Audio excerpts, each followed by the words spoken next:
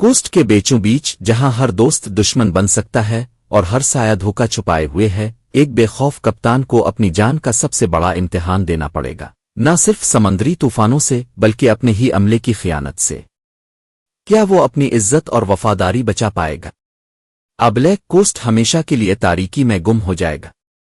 جب دشمن قریب ہو اور وفاداری پر شک کی گھٹائیں چھا جائیں، تب ایک کپتان کو فیصلہ کرنا ہوتا ہے کہ وہ کس کے ساتھ ہے اور کس کے خلاف۔ دھوکہ دہی کی تلخ یادوں کے درمیان کپتان راہیل چٹانوں کے کنارے اکیلا نہیں تھا۔ اس کے ساتھ چند وفادار ساتھی بھی تھے جنہوں نے جمیل کی سازش سے بچ کر اپنی جانیں بچائیں۔ سی فینٹم کا وہ بھڑکتا ہوا لاوا اور تباہی کا منظر ابھی بھی اس کے ذہن میں گونج رہا تھا، مگر اس درد اور غم کے باوجود اس کے دل میں ایک نئی آگ روشن ہوئی تھی، انتقام کی آگ جو اس بار زیادہ شدید اور بے رحم تھی۔ راہیل جانتا تھا کہ جمیل نے صرف انہیں دھوکہ نہیں دیا بلکہ پورے بلیک کوسٹ کو گورنر کے ظلم کے شکنجے میں پھنسانے کی سازش کی ہے۔ جمیل اور ظالم گورنر کی خفیہ ملاقاتوں اور چالاک منصوبوں نے پورے علاقے کو خوف اور غلامی میں مبتلا کر رکھا تھا، مگر راہیل کی آنکھوں میں اب ہار کی کوئی جگہ نہ تھی۔ رات کی تاریکی میں راہیل نے اپنے چھوٹے مگر پرعزم عملے کے ساتھ جمیل کے قلعے کی جاسوسی کی۔ اس کی فوج بندرگاہ کے قریب چھپی ہوئی تھی، لیکن راہیل کی چالاکی اور مریم کی مہارت نے دشمن کو بے خبری میں رکھا۔ ان کا منصوبہ بالکل واضح تھا، قلعے پر اچانک حملہ کر کے جمیل اور گورنر کے منصوبوں کو خاک میں ملا دینا۔ جیسے ہی طوفان کی پہلی گرج گونجی، راہیل کے سپاہیوں نے حملہ شروع کیا۔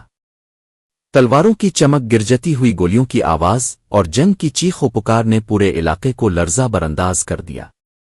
راہیل اور جمیل کی آنکھیں ایک دوسرے میں الجھ گئیں، وہ دوست جو کبھی ایک تھے اب دشمنوں میں بدل چکے تھے۔ جمیل نے آخری حد تک مزاحمت کی، مگر راہیل کی ہمت اور وفاداروں کی طاقت کے سامنے وہ بے بس تھا۔ ایک تیز وار کے بعد جمیل نے ہتھیار ڈال دیے اور قیدی بنا لیا گیا۔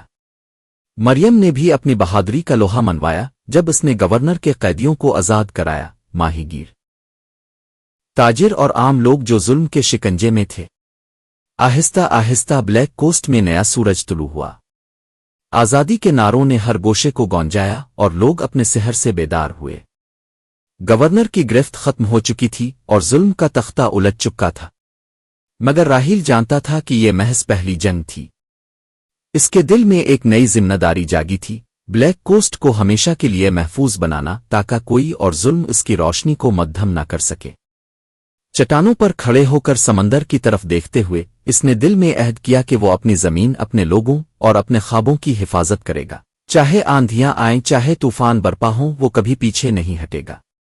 بلیک کوسٹ کی یہ نئی صبح راہیل اور اس کے ساتھیوں کے جذبے کی روشن مثال تھی، ایک ایسی کہانی جو صدیوں تک یاد رکھی جائے گی۔